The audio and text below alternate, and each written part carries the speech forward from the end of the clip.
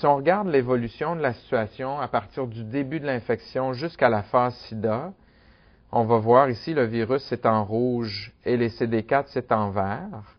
Donc, quand l'infection au VIH arrive, il n'y a pas de virus. Et là, le virus se multiplie de façon extrêmement rapide et fulgurante. Ça, c'est les premières semaines et les premiers mois de traitement.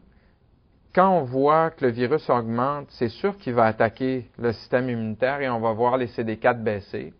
Il peut arriver que les CD4 baissent aussi bas que 200 en primo-infection. Okay?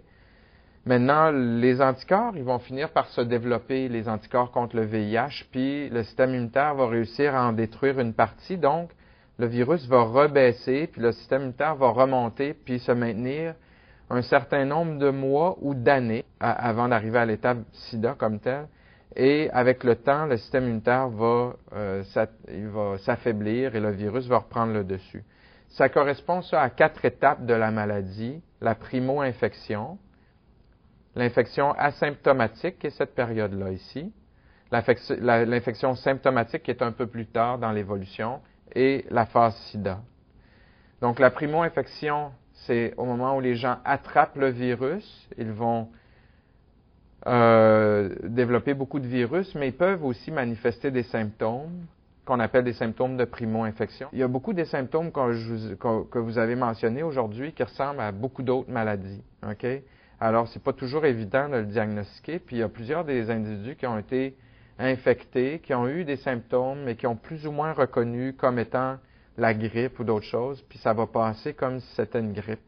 Alors, c'est pour ça qu'on dit aux gens qu'il faut qu'ils se fassent dépister souvent, parce que des fois, ça peut passer inaperçu.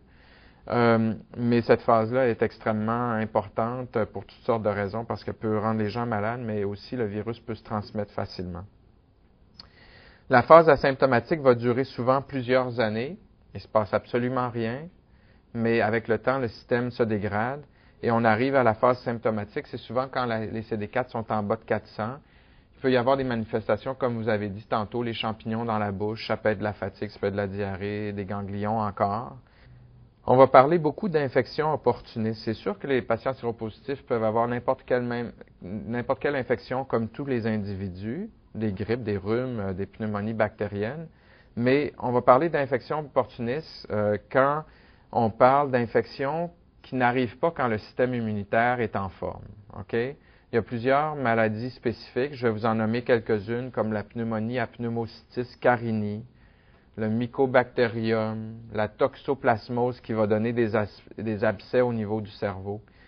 C'est des infections graves très souvent qui sont difficiles à traiter, qui sont traitables dans beaucoup de cas, mais qui ne sont pas nécessairement faciles à traiter.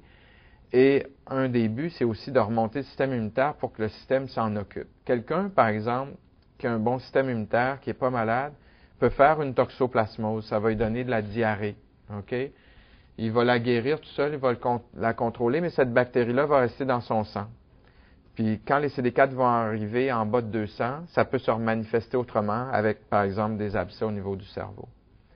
Fait que c'est ça l'étape SIDA. Puis ça peut être aussi des cancers qui sont associés traditionnellement au VIH, comme des lymphomes, le cancer du col de l'utérus, qui est associé au VIH. Puis ça peut être des cancers qui ne sont pas associés. Kaposi, exactement. C'est un cancer spécifique au VIH, mais qu'on peut voir chez d'autres types de patients, des patients âgés parfois, mais c'est toujours associé à un système immunitaire affaibli.